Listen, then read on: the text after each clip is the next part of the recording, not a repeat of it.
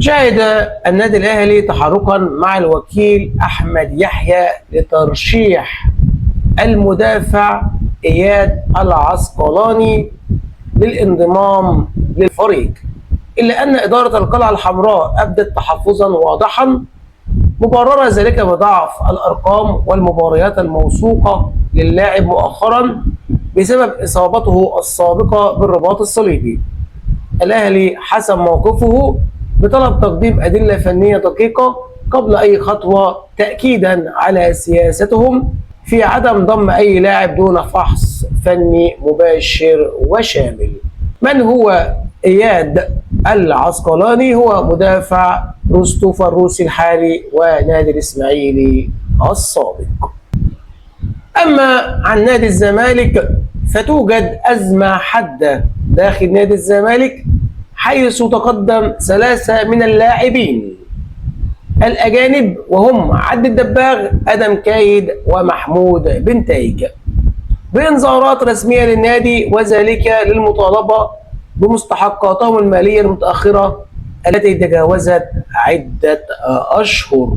طيب عد الدباغ وآدم كايد ومحمود بنتايج عملوا كده ليه؟ لعدم صرف مستحقاتهم، في حين قامت الإدارة بسداد مستحقات لاعبين آخرين رحلوا بالفعل عن صفوف الفريق، مما خلق حالة من الاستياء والتمييز في المعاملة. عايز أقول لك برضو إن عد الدباغ وآدم كايد ومحمود بنتايج يملكون الحق في فسخ عقودهم من طرف واحد واللجوء للاتحاد الدولي لكرة القدم فيفا للمطالبة بكامل قيمة عقودهم إذا مرت 10 أيام على الإنذار دون تسوية مالية. عايز أقول لك برضو إن نادي ريال مدريد الأسباني مهتم بضم عمر مرموش لاعب مانشستر سيتي الإنجليزي، وذكر موقع ذا أثليتيك أن ريال مدريد مهتم ب3 من لاعبي السيتي وهم مرموش ونيكو جونزاليس وروبن دياز. اما بقى نروح على حسام حسن، فحسام حسن المدير الفني للمنتخب المصري بيواصل موقفه الثابت والداعم للقضية الفلسطينية خلال مشاركته في كأس العالم 2026 بكندا والمكسيك والولايات المتحدة الأمريكية. فبعد أن رفع العلم الفلسطيني عقب الفوز التاريخي على استراليا والتأهل لدور ال16، عاد العميد حسام حسن في المؤتمر الصحفي لمباراة الأرجنتين ليطالب المجتمع الدولي بوقف الجرائم ضد الشعب الفلسطيني. هذا الموقف أثار ردود فعل متباينة، فقد تعرض حسام حسن لهجوم من وسائل الإعلام الصهيوني، في حين حظى بإشادة واسعة من الإعلام العالمي، حيث سلطت صحف مثل أونيزا التركية ووكالة تسنيم الإيرانية الضوء على ثبات موقفه تجاه فلسطين. يأتي هذا وسط استعدادات المنتخب المصري لمواجهة نارية ومنتظرة أمام المنتخب الأرجنتيني اليوم الثلاثاء في دور ال16 الساعة 7 بتوقيت مصر، وهي المباراة التي تعد تاريخيا للمنتخب المصري، خاصة بعد تجاوزه عقبة استراليا في دور ال 32. نيجي بقى لمنتخب بلجيكا في مفاجأة جميلة بدور ال16 للمونديال. أطاحت بلجيكا بالبلد المنظم أمريكا بنتيجة 4-1. المباراة كانت مشحونة جدا بسبب قرار فيفا الاستثنائي بتعليق إيقاف اللاعب الأمريكي بالوجان، وهو ما اعتبره البلجيكيون والاتحاد الأوروبي مجاملة غير عادلة للبلد المضيف. هذا القرار تحول إلى شحنة غضب داخل الملعب، حيث قدم البلجيكيون أداء كاسحا وتوجوا فوزهم باحتفال ساخر بتنفيذ رقصة ترامب أمام الجماهير الأمريكية ليأكدوا تفوقهم الميداني ويحجزوا مقعدا مستحقا في دور ربع النهائي. أما عن كريستيانو رونالدو فبعد الخروج من كأس العالم حالة حزن تكتسح العالم.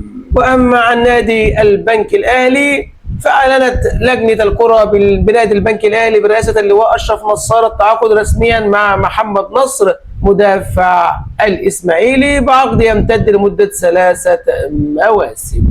آخر خبر معانا أو آخر حاجة هتكلم فيها، ربنا بيقول في كتابه العزيز في سورة الأنبياء الآية رقم 88 عن سيدنا يونس: فاستجبنا له ونجيناه من الغم وكذلك ننجي المؤمنين.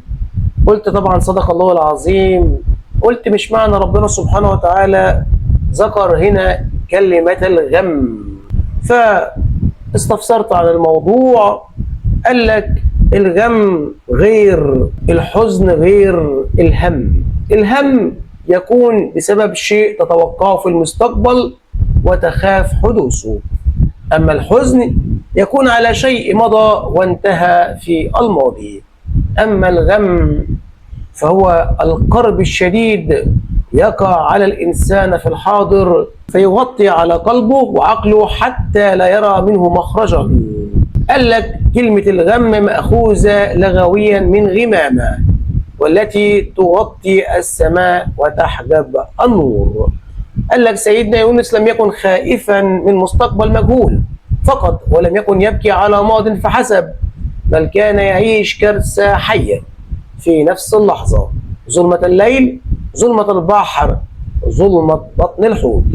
هذا الضيق الشديد وانقطاع الأسباب تماما وضيق التنفس والمكان هو أشد وأدق تجسيد لمعنى الغم، فقد أغلق عليه كل شيء ولم يبق له إلا الله.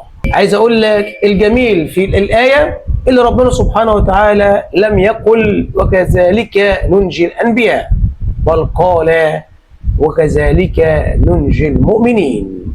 هذا وعد رباني مستمر إلى يوم القيامة، فكل مؤمن يقع في غم وضيق شديد وتغلق في وجهه الأبواب إذا لجأ إلى الله بنفس الدعاء والتسبيح: لا إله إلا أنت سبحانك إني كنت من الظالمين، فإن الله سيفرج عنه وينجيه كما نجى سيدنا يونس عليه السلام وعلى سيدنا محمد صلى الله عليه وسلم عليه أفضل الصلاة وأفضل السلام. بحبكم في الله، وسلام يا أحلى ناس.